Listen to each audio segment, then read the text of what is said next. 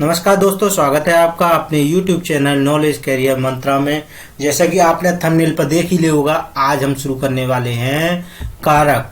तो कारक में हम शुरू करेंगे। कारक शुरू करने से पहले आप अगर हमारे चैनल पर नए हैं तो चैनल को सब्सक्राइब कीजिए, लाइक कीजिए और शेयर कर दीजिए, क्योंकि आज हम बहुत ही बेहतरीन सेशन करने वाले हैं कारक।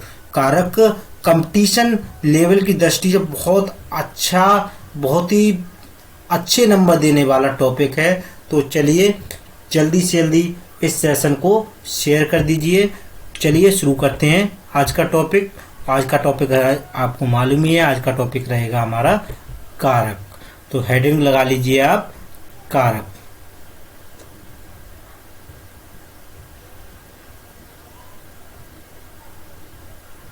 कारक किसे कहते हैं? पहली बात आती है, कारक किसे कहते हैं? कारक को इंग्लिश में क्या कहते हैं? केस कहते हैं। क्या कहते हैं? कारक को इंग्लिश में केस कहते हैं।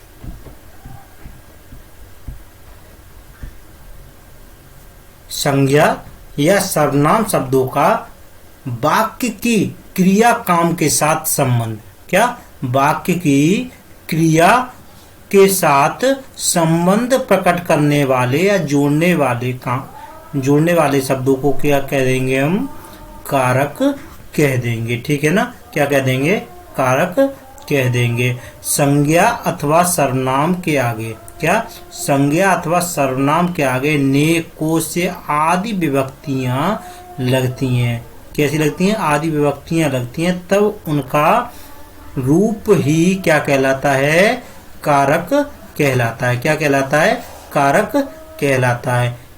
इन ने, को से आदि विभक्तियों से संज्ञा या सर्वनाम वाक्य के अन्य शब्दों से संबंध हो जाता है। मतलब उदाहरण के जरिए समझते हैं हम। श्याम ने महेश से, किससे? महेश से श्याम ने। अब श्याम का संबंध किससे है? ने से, और महेश का संबंध किससे है? से। पैसे लाने को कहा। क्या लाने को कहा? पैसे लाने को कहा। इस वाक्य में श्याम जो है ने और महेश से संज्ञाओं के रूपांतर हैं, जिनके द्वारा इन संज्ञाओं का संबंध लाने को कहा जा रहा है। ठीक है ना? लाने को क्या कहा जा रहा है? लाने को कहा जा रहा है। चलिए जानते हैं कितने कारक और उनकी क्या विभक्तियां या कारक चिन्ह होते हैं। तो जानते हैं हिंदी में कुल कितने कारक होते हैं? 8 कारक होते हैं। आपसे पूछ भी सकता है हिंदी में कुल कितने कारक होते हैं? 8 कारक होते हैं। पहला होता है कर्ता कारक। तो इसमें ज्यादातर क्या पूछ लिया जाता है? कर्ता कारक का विभक्ति चिन्ह बताइए। तो कर्ता कारक का जो विभक्ति चिन्ह होता है वो न होता है। इसी प्रकार से हर किसी का भी कर्ता ने कर्म को करण से, संप्रदान को के लिए, अपादान से संबंध, काकी के रारीय, अधिकरण में पर, संबोधन हे, अजी, अहो, अरे, कुछ भी प्रयोग कर सकते हैं। संबोधन के लिए हम कुछ भी संबोधन के लिए प्रयोग कर सकते हैं। तो ये सभी क्या है आपस में? ये सभी जो हैं, ये सभी हैं विभक्ति या कारक चिन्ह जो आपको याद करने हैं। परीक्षा की दृष्टि से बहुत ही ये महत्वपूर्ण है। ठीक है ना? आगे बढ़ते हैं कर्ता कारक की ओर। एक एक टॉपिक को हम बड़ी आसानी के साथ, बड़ी गहनता के साथ पढ़ेंगे। एक भी क्वेश्चन छूटना नहीं चाहिए। ठीक है ना? समय ज्यादा लग जाए कोई दिक्कत नहीं है, लेकिन एक भी क्वेश्चन छूटना नहीं चाहिए। कर्ता कारक की तरफ चलते हैं। आइए शेयर करते रहिए सेशन को मत रोकिए, सेशन को अपने पास मत रोकिए, शेयर करते जाइए। अपना भी भला कीजिए और दूसरों का भी भला करते रहिए। चलिए जानते हैं कर्ता कारक क्या होता है। किसी भी वाक्य में जो शब्द काम करने वाले के अर्थ में प्रयोग होता है उसे क्या कह देते हैं? कर्ता। जिसके द्वारा कार्य किया जा रहा है उसे क्या कह देते हैं? कर्ता कह देते हैं। ठीक है ना? जिसके द्वारा कार्य किया जा रहा है उसे क्या कहेंगे? हम कर्ता कह देंगे। ठीक है ना? क्या कहेंगे? कर्ता कह देंगे। कामेश ने चॉकलेट खाई। चॉकलेट किसने खाई? कामेश ने खाई। तो कर्ता कौन हुआ, कामेश हुआ। तो जिसके द्वारा कार्य किया जाएगा वही क्या होगा, कर्ता कहलाएगा। ठीक है ना। इन वाक्यों में आपने जान ही लिया, सीता खूब नाची, नाचा खूब कौन, सीता नाची। तो सीता के द्वारा जो कार्य किया जा रहा है तो कर्ता कारक हो गया। ने का प्रयोग कहाँ होता है और कहाँ नहीं होता है और कैसे होता है, इसका प्रयोग हम आज जानेंगे। ने का प्रयोग कर्ता के साथ तभी होता है जब क्रिया सकर्मक तथा सामान्यतः भूत, आसनभूत, पूर्णभूत, हेतु हेतु मद भूत, संदिग्ध भूत, कर्तवाच्य की हो। किसकी हो, कर्तवाच्य की हो। जैसे सामान्य भूत में मोहन ने रोटी खाई, मोहन ने क्या खाई, रोटी खाई। तो यहाँ पर ने का प्रयोग कर सकते हैं हम। पूर्ण भूत में मोहन ने रोटी खाई थी, मोहन ने रोटी खाई है और मोहन ने रोटी खाई होगी। तो इन कालों में हम ने का प्रयोग कर सकते हैं। ठीक है ना। नेक्स्ट पढ़ते हैं हम। और जब अकर्मक क्रिया एक मिनट, ये गलत टाइप हो गया है। जब अकर्मक क्रिया सकर्मक क्रिया के भाव में प्रयोग की जाए, क्या, अकर्मक क्रिया सकर्मक भाव के भाव में प्रयोग की जाए तो वहां क्या होता है, जैसे कि यहाँ पर उसने टेढ़ी मेढ़ी चाल चली, उसने लड़ाई लड़ी। सामान्यतः आकार मत अकर्मक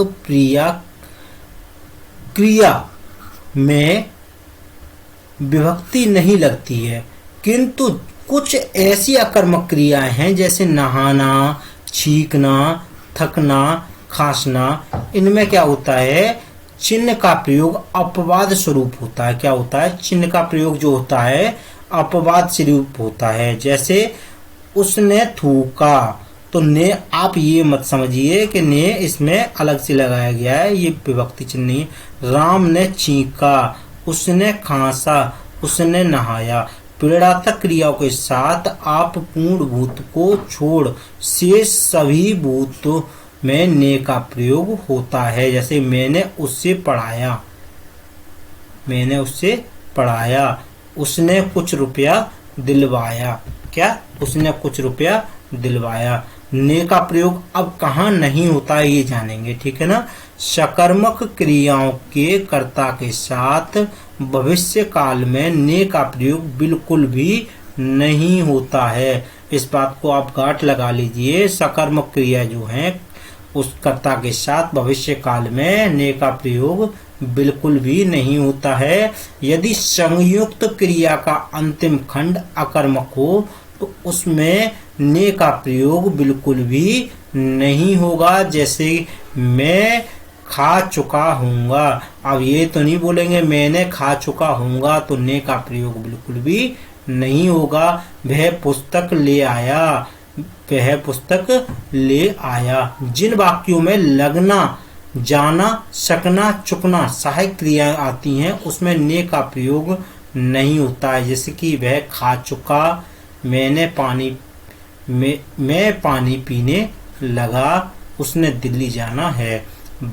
बकना, बोलना, भूलना क्रियाओं के साथ ने का प्रयोग नहीं होता है।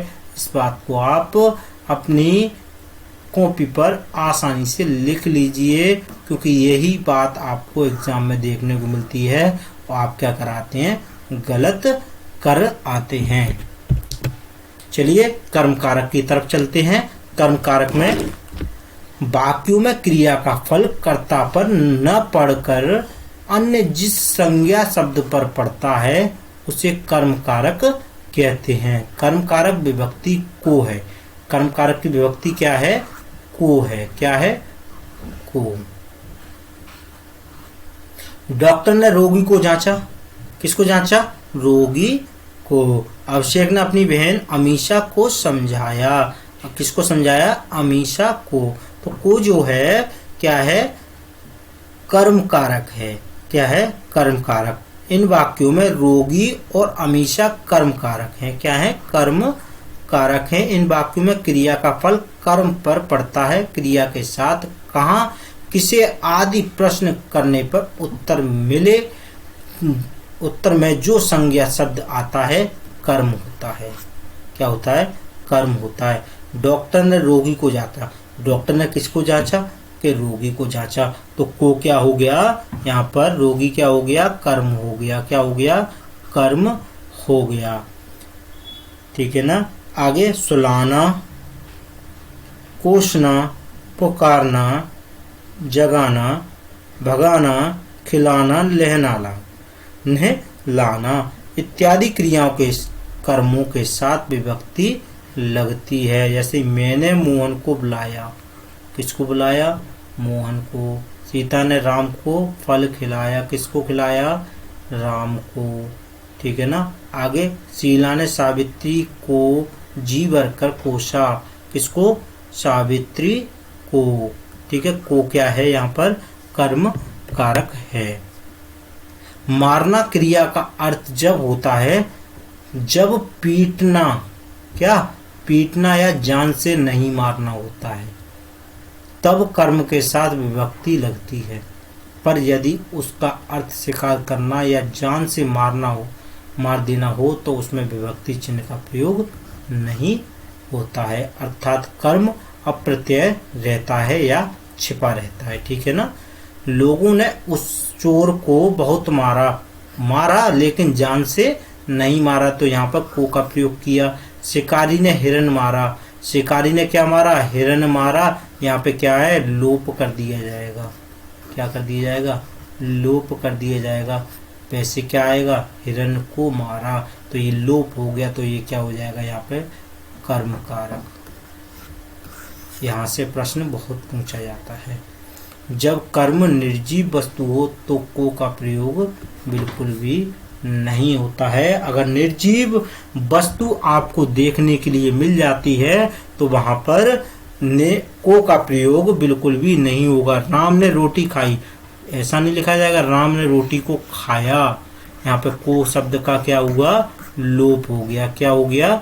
लोप हो गया। क्या हो गया? लोप हो गया। नेक्स्ट आता है आपका करण कारक। क्या आता है? करण कारक। वाक्य में जिस शब्द से क्रिया के संबंध का बोध हो उसे क्या कह देते हैं? करण कारक। करण कारक के सबसे अकरण प्रत्येक चिन्ह है। क्या है? प्रत्येक चिन्ह है। अधिक क्या है? प्रत्येक चिन्ह है। कारक के चिन्ह में से, द्वारा, के जरिए सबसे ज्यादा है इसके चिन्ह। के साथ, के बिना इत्यादि चिन्ह का इसमें प्रयोग होता है, तो इसलिए इसके सबसे अधिक चिन्ह हैं। ठीक है ना। अगर आपको सेशन अच्छा लग रहा है तो जल्दी से जल्दी इस चैनल को सब्सक्राइब कीजिए और शेयर करना बिल्कुल भी मत भूलिए। जिस आपका भला हो रहा है तो सामने वाले का भी भला होना चाहिए। करण का अर्थ क्या होता है? साधना। क्या होता है? साधन। साधन क्या होता है? साधन। अच्छा क्या होता है? अच्छा। अतः से चिन्ह ही करण कारक चिन्ह है या यह साधन के अर्थ में प्रयुक्त हो। जैसे मुझसे यह खाना ना खाया जाएगा, यहाँ मुझसे का अर्थ है मेरे द्वारा। क्या है?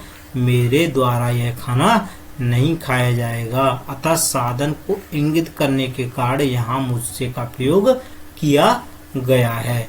से अब चलते हैं से करण और अपादान दोनों विभक्तियों का चिन्ह है। क्या है? दोनों विभक्तियों का चिन्ह, किंतु साधन भूत का प्रत्यय होने पर करण माना जाएगा। क्या माना जाएगा? करण माना जाएगा। जबकि अलग होने पर, प्रत्यय होने पर अपादान अलग। क्यों? अपादान से जो प्रयुक्त होता है, अपादान से अलग होने के लिए प्रयुक्त होता है। मुझे अपनी मेहनत से खाना मिलता है, करण कारक। क्या है? करण कारक है। पेड़ से फल गिरा, ये क्या? अपादान। अपादान कारक। क्या है? अपादान। ये अलग हो गया, फल क्या हो गया? अलग हो गया। ये यहाँ पर जुड़ा रहा, इसलिए यहाँ पर क्या है? करण कारक। ठीक है ना। क्या है? करण कारक। भूख प्यास है। अब भूख प्यास की बात आती है। जाड़ा की आंख, कान इत्यादि शब्द एक वचन करण कारक में सम प्रत्यय रहते हैं तो एक वचन होता है, और अप्रत्यय होता है तो बहुवचन होता है। जैसे कि भूख से मर रहा है, भूख से मर रहा है तो ये एक वचन हो गया।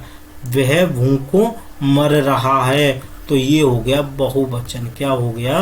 बहुवचन हो जाएगा। मैंने अपनी आंख से यह घटना देखी। क्या की? देखी। मैंने अपनी आंखों से वह घटना देखी तो यहाँ पे हो जाएगा बहुवचन। क्या हो जाएगा? बहुवचन हो जाएगा। चलती है संप्रदान कारक की तरफ। सेशन को शेयर करते रहिए चैनल पर। अगर आप नए हैं तो चैनल को सब्सक्राइब कर लीजिए। संप्रदान कारक, कर्ता जिसके लिए काम करता है, कर्ता जिसके लिए काम करता है, जिसे कुछ देता है, उसे संप्रदान कारक कहते हैं। इसका विभक्ति चिन्ह को के लिए होता है। जैसे कि पिताजी अभिषेक के लिए, क्या? अभिषेक के लिए खिलौने लाए। किसके लिए खिलौने लाए? अभिषेक के लिए खिलौने लाए। तो के लिए जो शब्द प्रयोग हुआ है वो किसके लिए प्रयोग हुआ है? संप्रदान कारक के लिए। अब पहले नंबर पर हम जानते हैं कर्म और संप्रदान का एक ही विभक्ति प्रत्यय है को, पर दोनों के अर्थों में अंतर है। क्या अंतर है? संप्रदान का को के लिए अव्यय के स्थान पर या उसके अर्थ में प्रयुक्त होता है, जबकि कर्म के को का के लिए अर्थ में कोई संबंध नहीं है। जैसे कि हरि मोहन को मारता है। हरि किसको मारता है? मोहन को मारता है। यहाँ पर तो कर्म कारक हो जाएगा, लेकिन हरि मोहन को खाने के लिए कुछ देता है, यहाँ पर क्या हो जाएगा? संप्रदान कारक हो जाएगा। क्या हो जाएगा? संप्रदान कारक हो जाएगा। ठीक है ना। साधारणतः जिसे कुछ दिया जाता है या जिसके लिए कोई काम किया जाता है वह पद क्या हो जाता है? संप्रदान कारक हो जाता है। भूखों को अन्न देना चाहिए तो ये क्या हो गया? कुछ दिया जा रहा है तो ये क्या हो गया? संप्रदान कारक हो गया। क्या हो गया? संप्रदान कारक हो गया। के हित के वास्ते, क्या? के हित और के वास्ते के नियम में भी क्या होता है? संप्रदान कारक होता है। क्या होता है? संप्रदान कारक होता है। जैसे राम के हित लक्ष्मण बन गए। राम के हित के लिए तो लक्ष्मण बन गए, उनकी सेवा के लिए। तो राम के हित के लिए लक्ष्मण कहाँ गए? बन गए। तो इसमें भी संप्रदान कारक होगा। अपादान कारक की अब बात करते हैं। संज्ञा के जिस रूप से तुलना करने या अलग होने का पता चलता है उसे क्या कहते हैं? अपादान कारक कहते हैं। इस कारक का विभक्ति चिन्ह क्या होता है? से होता है। क्या होता है? से। प्रधानमंत्री मंच से उतरे। कहाँ से उतरे? मंच से उतरे। तो यहाँ पर क्या होगा? से जो प्रयोग किया गया आपके लिए उससे अपादान कारक के लिए प्रयोग किया गया है। पेड़ से फल गिरते हैं। पेड़ से फल गिरते हैं मतलब अलग हो गए। क्या हो गए? अलग हो गए। तो अलग होने की दृष्टि में आप किसके लिए अपादान कारक प्रयोग करते हैं? ठीक है ना। वह घर से बाहर गया। अब घर से तो अलग हो गया। क्या हो गया? घर से अलग हो गया। तो यहाँ पर क्या होगा? से किसके लिए प्रयोग हुआ है? अपादान कारक के लिए प्रयोग हुआ है। इस वाक्य में प्रधानमंत्री, रेखा, पेड़, घर अपादान कारक हैं। ठीक है ना। प्रधानमंत्री मंच से उतरी तो प्रधानमंत्री अलग हो गए ना मंच से। प्रधानमंत्री जब मंच से अलग हो गए तो यहाँ पर क्या हो जाएगा? अपादान कारक हो जाएगा। अब आते हैं संबंध कारक की तरफ। किसकी तरफ? संबंध कारक की तरफ। वाक्यों में आए दो संज्ञा या सर्वनाम शब्दों का संबंध जिससे पता चलता है उसे क्या कह देते हैं? संबंध कारक कहते हैं। या हम दूसरी परिभाषा इसकी देखें तो संज्ञा या सर्वनाम जिस रूप से किसी अन्य शब्द के साथ संबंध या लगाव प्रत्यय हो उसे क्या कह देते हैं? हम संबंध कारक कहते हैं। जैसे कि एक उदाहरण के जानते हैं, सुधा की बेटी गाएगी। किसकी बेटी गाएगी? सुधा की बेटी। तो यहाँ पर की जो शब्द प्रयोग हुआ है तो संबंध बताने के लिए हुआ। किसके बताने के लिए? संबंध बताने के लिए प्रयोग हुआ है।